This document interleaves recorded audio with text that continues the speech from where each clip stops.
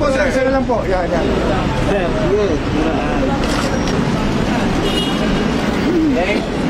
Hindi ko naman akalain na ganyan pala sila eh. Yung statements ni Vice President Sara, napaka-immature. Kulang na kulang sa statesmanship. At saka, hindi siya nag-aaral. Basta na lang siya nagsasalita ng kagaya ko sa healthcare issues. Hindi siya nag-aaral. Hindi niya chine-check kung ano yung bibigay ng PhilHealth. Yung mga sinasabi niya iba, hindi siya nag-aaral.